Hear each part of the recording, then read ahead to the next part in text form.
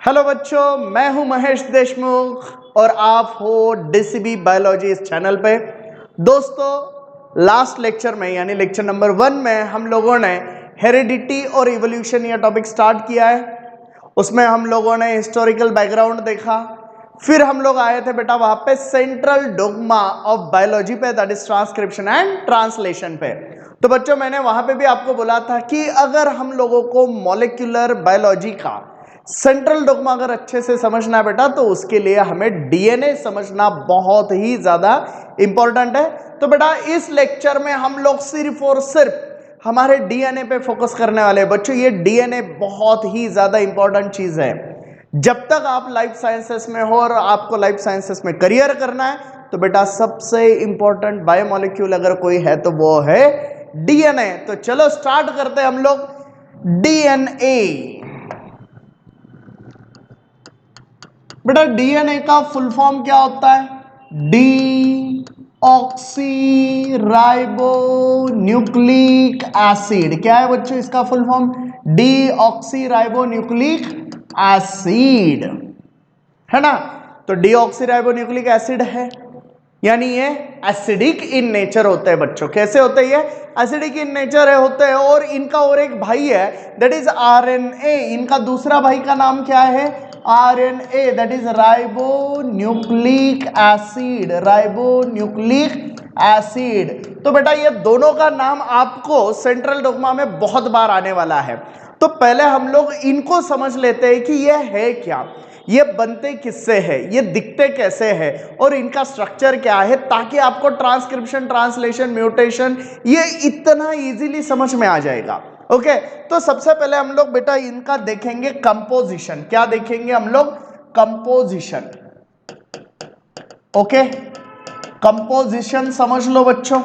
किसके बने हुए हैं? फर्स्ट शुगर के। किसके बने हुए हैं? शुगर। सेकेंड कंपोनेंट है नाइट्रोजन बेस। सेकेंड कंपोनेंट है नाइट्रोजन बेस। थर्ड कंपोनेंट है फॉस्फेट ग्रुप। क्या है बेटा? फॉस्फेट ग्रुप, है ना। मैंने लास्ट लेक्चर में भी इसका थोड़ा सा इंट्रोडक्टरी पार्ट आपको दे दिया है ना। अब यहाँ पे हम लोग थोड़ा इन डिटेल देखना है, इसलिए मैं फिर से बता रहा हूं। चलो देखो, शुगर कौन सी प्रेजेंट होती है बच्चों इसमें? पेंटोज शुगर होती है बेटा। कौन सी शुगर होती है? पेंटोज शुगर, यानी 5 कार्बन वाली शुगर। तो डीएनए या आरएनए में कौन सी शुगर प्रेजेंट होती है? जिसके पास 5 कार्बन है, जिसके पास 5 कार्बन है। और वो दिखती कैसी है बच्चों? ये है आपका पेंटोज शुगर। ये है आपका पेंटोज शुगर। देखो यहाँ पे H O H H O H H O H H C H two O H. So this is pentose sugar. इसका कार्बन नंबर देंगे बच्चों हम लोग। कार्बन नंबर देंगे, ये देखो, दिस इज फर्स्ट कार्बन, ये है सेकेंड कार्बन, ये है थर्ड कार्बन, ये है fourth carbon and this is fifth carbon. तो बेटा कितने कार्बन का है? 5 कार्बन का है। कैसे दिखता है? ऐसे दिखता है ना। अब ये जो शुगर दिख रही है ना बेटा आपको, ये है राइबोज। क्या है बच्चों? ये राइबोज। अब अगर आरएनए है बेटा, तो आरएनए में कौन सी शुगर होगी? राइबोज। तो आरएनए और डीएनए का बेसिक डिफरेंस कहां पे है? तो बेटा शुगर में है। कैसा है? चलो ये तो राइबोज शुगर आपको समझ में आ गई। देखते डीऑक्सी राइबोज कैसे दिखती है। डीऑक्सी राइबोज कैसे दिखती है?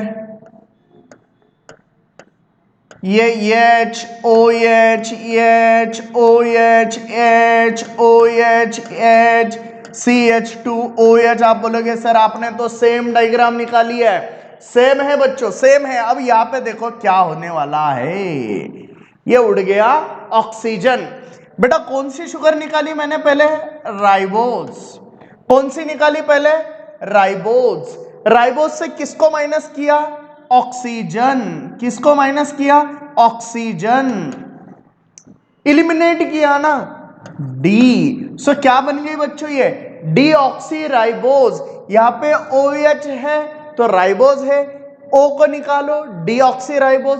O को लगाओ, राइबोज। O को निकालो, डी ऑक्सी राइबोज। समझ में आ गए बच्चों? तो डीएनए और आरएनए में अगर सबसे इंपॉर्टेंट डिफरेंस कोई है तो पहले वो ये है है ना। तो इसके पास सेकंड पोजीशन पे एक ऑक्सीजन कम है, डीएनए में एक ऑक्सीजन कम है। बेटा ये आगे जाके बहुत काम में आने वाला है। डीएनए स्टेबल क्यों है, उसके पीछे का ये एक रीजन है ना। आपको जब 11th 12th के लिए पढ़ना है तो इतनी बारीकी से और इतने इन डिटेल आपको पढ़ना है, इसीलिए मैं आपको यही पे सब चीजें समझा रहा हूं, है ना। ध्यान से सुनो। नेक्स्ट कंपोनेंट क्या है बेटा अभी हमारा, नाइट्रोजन बेस। नाइट्रोजन बेस बेटा होते हैं दो टाइप के। कितने टाइप के होते हैं, दो टाइप के। पहला होता है प्यूरिन्स, पहला क्या होता है प्यूरिन, और दूसरा टाइप होता है पाइरिमिडीन। दूसरा टाइप क्या होता है, पाइरिमिडीन, है ना। तो प्यूरिन दो टाइप के हैं। प्यूरिन कितने टाइप के, दो। एक होता है एडेनिन, एक क्या है एडेनिन, दूसरा होता है ग्वानाइन, दूसरा होता है ग्वानाइन। तो आपको अगर किसी ने पूछा डीएनए में क्या क्या होता है, तो sugar, nitrogen base, phosphate group. Sugar कौन सी है, पेंटोज। आरएनए के पास राइबोज शुगर है, डीएनए के पास डीऑक्सी राइबोज, यानी राइबोज से एक ऑक्सीजन कम करके जो शुगर बनती है वो है। दूसरा कंपोनेंट है नाइट्रोजन बेस। नाइट्रोजन बेस के कितने टाइप है, दो टाइप है, purine and pyrimidine. Purine and pyrimidine, purine and pyrimidine. Purine में दो है बेटा, कौन से adenine and guanine, adenine and guanine. Pyrimidine में देखो कौन कौन है बच्चों, थाइमीन है, साइटोसिन है, एंड यूरासिल, नाम याद रखने बेटा, purine, adenine, guanine, pyrimidine, thymine, cytosine, uracil, thymine, cytosine, uracil. समझ में आ रहा है, purine, adenine, guanine, pyrimidine, thymine, cytosine, uracil. तो ये क्या बन गए बच्चों, नाइट्रोजन बेस। अब ये जो नाइट्रोजन बेस होते हैं ना बेटा, ये अटैच होते हैं शुगर के फर्स्ट कार्बन पे, ये अटैच होते हैं शुगर के फर्स्ट कार्बन पे। उसका स्ट्रक्चर ये देखो, ये मैंने शुगर निकाला और इसको यहां पे अटैच हुआ नाइट्रोजन बेस। अब मैं डीएनए की बात कर रहा हूं, यहां पे ऑक्सीजन नहीं है। आरएनए का स्ट्रक्चर निकालना है तो ऑक्सीजन लगाओ, आरएनए का स्ट्रक्चर नहीं निकालना है तो ऑक्सीजन निकाल दो। तो क्या आ गया बेटा यहां पे, नाइट्रोजन बेस। कौन सी कार्बन को अटैच हुआ, फर्स्ट कार्बन। कौन सी बॉन्ड से अटैच हुआ बेटा, इस बॉन्ड का नाम होता है ग्लाइकोसिडिक बॉन्ड। क्या नाम है बच्चों, ग्लाइकोसिडिक बॉन्ड। अभी 10th में इसकी जरूरत नहीं है, लेकिन बाद में बहुत काम में आने वाला है। 10th में इसकी जरूरत नहीं है बेटा आपके टॉपिक में, लेकिन बाद में यह काम में आने वाला है ना। अब देखो तीसरा कंपोनेंट कौन सा है, यानी नाइट्रोजन बेस फर्स्ट कार्बन को अटैच हो गया। यहां पे लिख देता हूं मैं, attach to first carbon, attach to first carbon.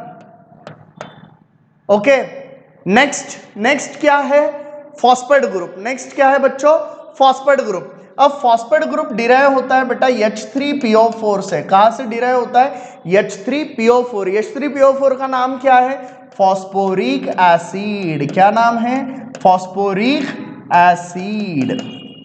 समझे। अब ये जो फॉस्फोरिक एसिड होता है बच्चों, ये अटैच होता है फिफ्थ कार्बन को। कौन सी कार्बन को अटैच होता है, फिफ्थ कार्बन को। ये देखो यहां पे, ये यहां पे ऐसे फॉस्फेट ग्रुप अटैच है, दिख रहा है आपको, ये यहां पे कैसे फॉस्फेट ग्रुप अटैच है ना। और बच्चों इस बॉन्ड को हम लोग बोलते हैं फॉस्फोईस्टर बॉन्ड। क्या बोलेंगे उसको हम लोग, फॉस्फोईस्टर बॉन्ड। समझे, लिख देता हूं यहां पे, कौन सा बॉन्ड है बेटा, ये फॉस्फोईस्टर बॉन्ड। समझे। अब देखो शुगर प्लस नाइट्रोजन बेस, ये दो चीजें जब साथ में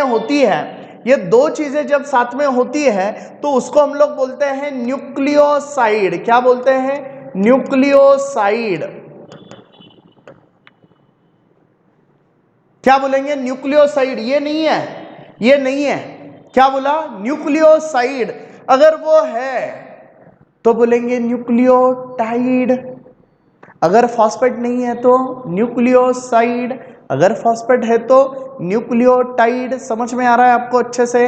देखो मैं यहाँ पे यहाँ पे लिख रहा हूं शुगर प्लस नाइट्रोजन बेस। बाद में बेटा नाम आएंगे ना, न्यूक्लियोटाइड ऐड किया, न्यूक्लियोसाइड ऐड हुआ, तो समझना तो चाहिए वो है क्या। Nucleoside, sugar plus nitrogen base क्या बनता है बच्चों? न्यूक्लियोसाइड। क्या बनता है? Nucleoside. And sugar plus nitrogen base plus phosphate group क्या बनेगा बच्चों? न्यूक्लियोटाइड। क्या बनेगा? न्यूक्लियोटाइड। क्लियर है यहां तक बेटा? क्या बनेगा? न्यूक्लियोटाइड। और इस न्यूक्लियोटाइड से बनता है हमारा डीएनए। बनता है हमारा डीएनए। बेटा ये लेक्चर बहुत ध्यान से करो, ये बहुत इंपॉर्टेंट चीजें हैं। आपको इस लेवल पे ये चीजें कोई नहीं बताने वाला, लेकिन अगर हम लोगों को आगे सारे कंसेप्ट क्लियर करने हैं, आपको तो आगे बायोटेक्नोलॉजी भी है ना बच्चों, वो भी अगर क्लियर करना है तो हमें ये सारी चीजें मालूम होनी चाहिए। चलो तो अभी न्यूक्लियोसाइड और न्यूक्लियोटाइड आपको क्लियर है, तो अभी हम लोग डीएनए का स्ट्रक्चर निकालेंगे बच्चों। डीएनए का स्ट्रक्चर अभी मैं देखो यहाँ पे ये वाला स्ट्रक्चर निकाल लेता हूं।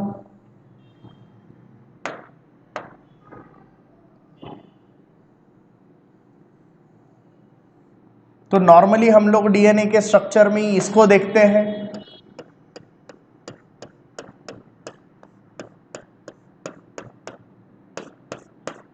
इसको देखते हैं बेटा। अब देखो, अगर इसका अभी मैंने आपको लगा यार अभी तो सर वो कुछ आड़ा टेढ़ा निकाल रहे थे, पेंटो शुगर नाइट्रोजन बेस कुछ कुछ बोल रहे थे, और इधर आके देखा तो ये स्ट्रक्चर दिख रहा है बेटा।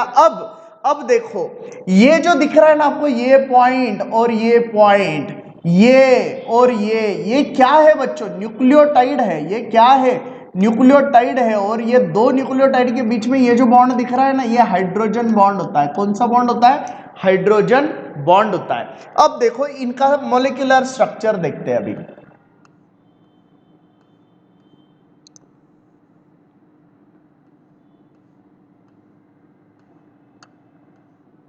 ये यहाँ पे नाइट्रोजन बेस H यहाँ पे H OH है ना, यहाँ पे HCH2, यहाँ पे फॉस्फेट ग्रुप है।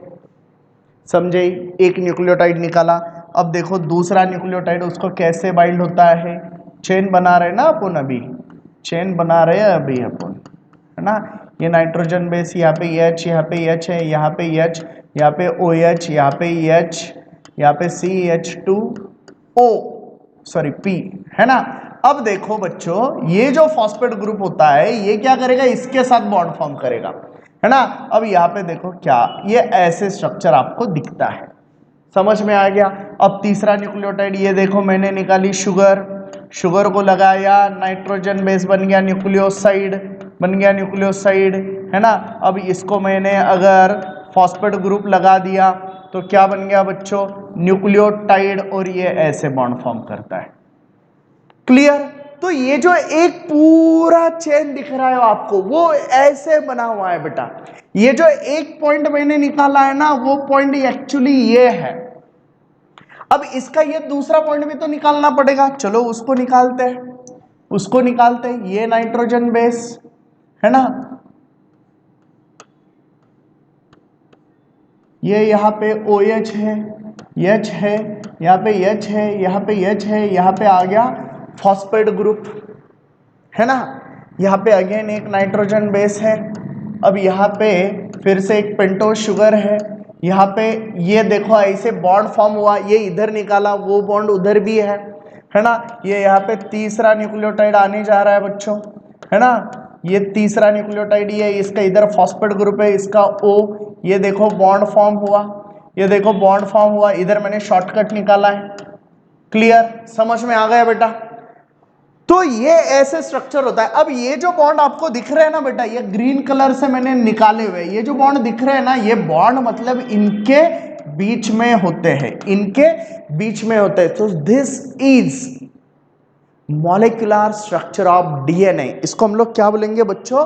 Molecular structure of DNA. ये क्या है बेटा? Molecular structure of DNA.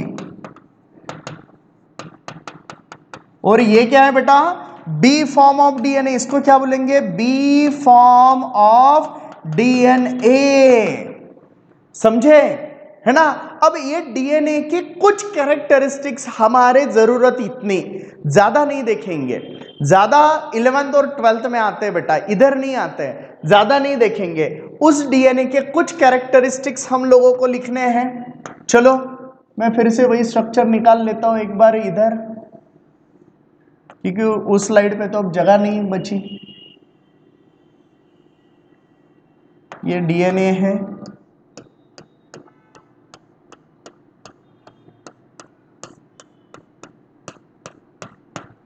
ये डीएनए है बेटा, है ना। तो पहला चीज आपको यहां पे क्या दिख रहा है बच्चों, DNA is double stranded, 2 strand है ना बच्चों, ये वाला एक है, ये वाला एक है, DNA is double stranded. Next important चीज क्या, that double stranded is helical, एक कॉमन एक्सिस के अगेंस्ट क्या हुआ है, फॉर्म किया उसने, हेलिक्स फॉर्म किया है। पाण्याच्या टाकीवरती शिड्या कशा दिसतात एका कॉलमच्या बाजूबाजूला, समजताय ना। So that is helical around an imaginary common axis. बेटा ये एक्सिस होता नहीं है, ये इमेजिनरी है, ये एक्सिस कैसा है बच्चों, इमेजिनरी है, निकाल दो, है ना, डाल दो, इमेजिनरी एक्सिस है। कैसा, ये इमेजिनरी एक्सिस है, इमेजिनरी, समझ में आ गया, इमेजिनरी एक्सिस है, ओके। तो पहली चीज क्या है, DNA is double stranded helical structure, DNA is a double stranded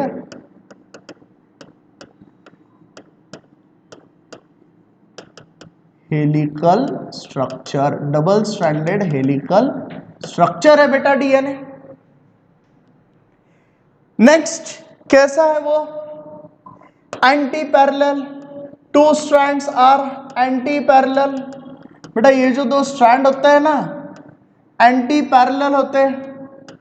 अब एंटी पैरेलल क्यों बोला, एक बार समझ लो। अब ये सिर्फ एंटी पैरेलल, ये वर्ड के लिए है, ये सिर्फ एक वर्ड के लिए बेटा, ये स्ट्रक्चर समझना पड़ता है। अब देखो बच्चों, ये यहाँ पे ये OH ग्रुप है ना, ये यहाँ पे ये OH ग्रुप, ये OH ग्रुप कैसा है बेटा, फ्री है, उसने किसी के साथ बॉन्ड फॉर्म नहीं किया। देखो इसका OH फ्री है क्या, नहीं, बॉन्ड में चला गया ना, ये वो तो बॉन्ड में गया इसके साथ। इसका वो फ्री है क्या, नहीं, इसके साथ बॉन्ड में गया, लेकिन इसका फ्री है। बेटा इसके नीचे तुम 1000 न्यूक्लियोटाइड डाल दो, 1,00,000 न्यूक्लियोटाइड डाल दो, फिर भी एट द एंड ये वाला तो खाली ही होगा ना। कौन सी कार्बन पे है ये OH ग्रुप, तीसरी कार्बन पे। कौन सी कार्बन पे, तीसरी कार्बन पे। मैंने नाम देके दिखाया आपको, ये पहला होता है, ये दूसरा होता है, ये तीसरा, ये चौथा, ये 5वां कार्बन।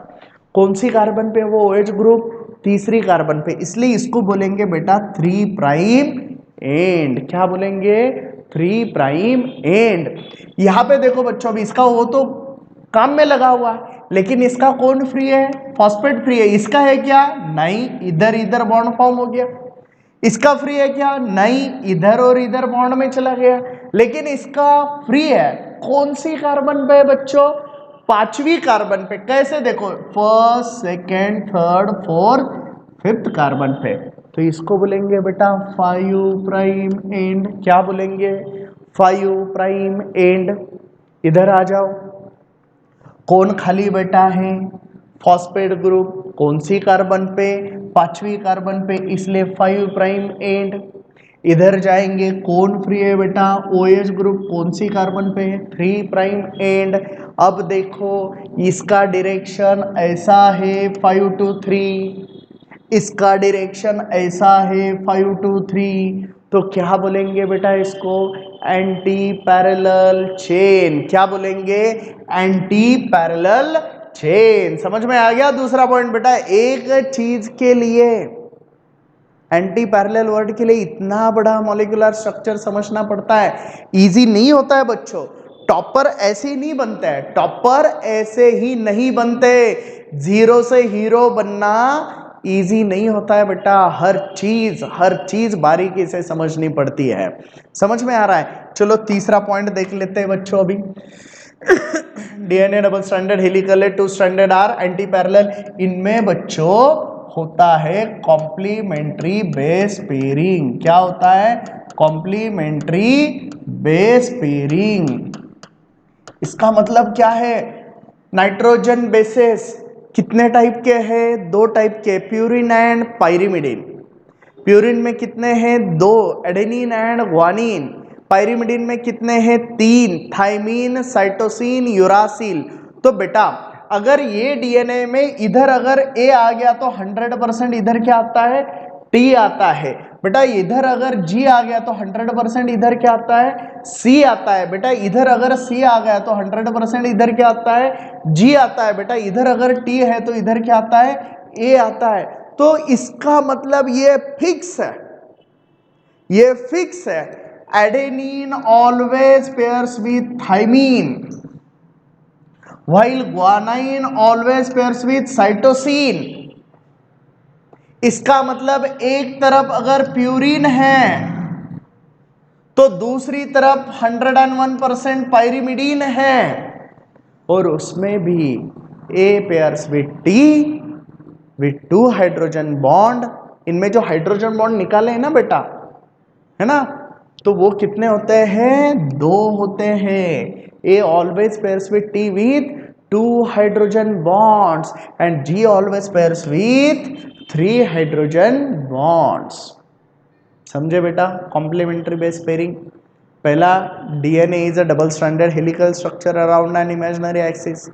दूसरा, 2 स्ट्रैंड कॉम्प्लीमेंट्री है ना, और वो एंटी पैरेलल है। अब आई बात कॉम्प्लीमेंट्री बेस पेयरिंग की। A always pairs with T and G always pairs with C. चौथा पॉइंट देख लेते हैं बच्चों, चौथा पॉइंट देख लेते हैं।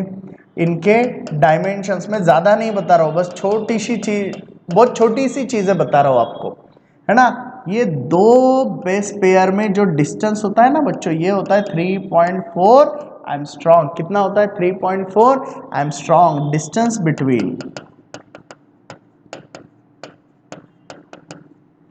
2 एडजेसेंट बेस पेयर्स। कितना है बेटा? 3.4 एंगस्ट्रॉम। और अगर एंगल बिटवीन, दोनों में जो एंगल होता है ना बच्चों, एंगल, ये दोनों में जो एंगल होता है ना, ये एंगल, ये वाला, ये कितना होता है? 36 डिग्री। कितना होता है?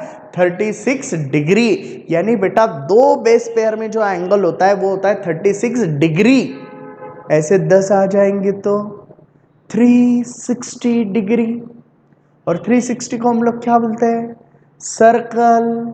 सर्कल का मतलब राउंड, राउंड का मतलब टर्न। तो बेटा इस डीएनए में ये जो होता है इसको हम लोग बोलते हैं एक टर्न। और टर्न में कितने बेस पेयर है? 10 बेस पेयर। याद रहा तो अच्छी बात है, नहीं रहा तो 11th 12th में याद करना। समझ में आ गया? समझ में आ गया यहाँ तक, है ना। अब और भी कुछ पॉइंट होते हैं बेटा। ये देखो, ये छोटा सा डिप्रेशन है, ये लंबा डिप्रेशन है, ये छोटा है, ये लंबा है। इसको हम लोग बोलते हैं मेजर एंड माइनर ग्रूव्स। क्या बोलते हैं बच्चों? इसको हम लोग मेजर एंड माइनर ग्रूव्स। यहां तक हम लोगों को डीएनए सफिशिएंट है बच्चों। ट्रांसक्रिप्शन, ट्रांसलेशन अगर समझना है तो पहले ये डीएनए का स्ट्रक्चर मालूम होना चाहिए और उसकी कॉम्प्लीमेंट्री बेस पेयरिंग मालूम होनी चाहिए, है ना बच्चों। अगर मैं यहाँ पे एक डीएनए का स्ट्रक्चर निकालता हूं, मैं यहाँ पे एक डीएनए का स्ट्रक्चर अगर निकालता हूं, सोचो ये डबल स्ट्रैंडेड डीएनए है और यहाँ पे मैंने लिख दिया TACCGACT